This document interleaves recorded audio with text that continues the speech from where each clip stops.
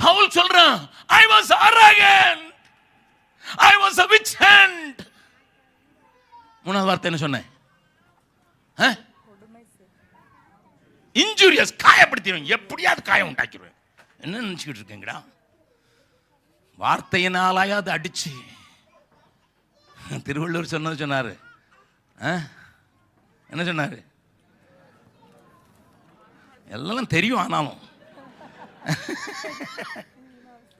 யா காவராயும் நாகாக்க, காவாக்கல் சோழிக்க சொல்லியிருக்க பெற்றன்னு சொல்லிட்டு அது தெரிஞ்சிருந்தாலும் தீயினால் சுட்ட புண் ஆறுமே உள்ளாருமே ஆறாதே, நாவினால் சுட்ட வடு.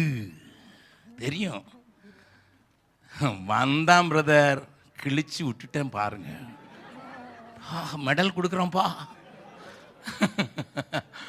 வந்தான் பாருங்க, மாட்டு மாட்டுன்னு அடிச்சு அடியில துண்டக்கானும் துணியக்கானும் ஓடிட்டான். See, am I still living with the old nature? Of course, I was a good man. நியாயப்பிரமாணத்தின்படி குற்றம் சாட்டப்படாதவன், சன்மார்க்கன். Here a man who lived a life according to the law. என்ன கேட்கிற அருமையானவர்களே, தேவன் நம்மோடு கூட இடைப்படுவாராக. Do I allow the grace to work in me? நான் கிருபையை எனக்குள்ளே கிரியை செய்ய விரும்புகிறேனா? கிரியை செய்வதற்கு அலோவ் பண்ணுகிறேனா? ஆமா. இப்ப அதே வசனத்துல கீழே என்ன சொல்றான் பாருங்க, இப்படி இருந்தேன், அப்படி இருந்தும் போதும். That is a beauty. அப்படி இருந்தும், I was so bad, I could make anybody hurt.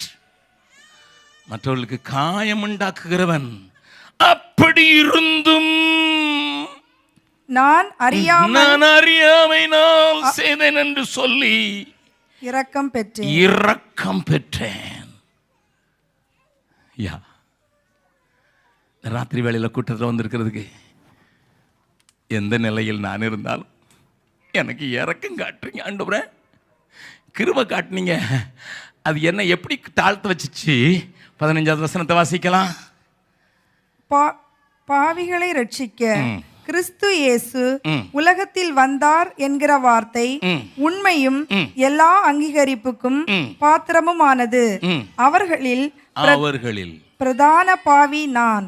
Now I understand. I am the chief sinner. பிரதான பாவிங்கிறது இப்ப தான் தெரியுது. தீமோத்தி யாருக்கு எழுதுறா தெரியுமா லெட்டரு?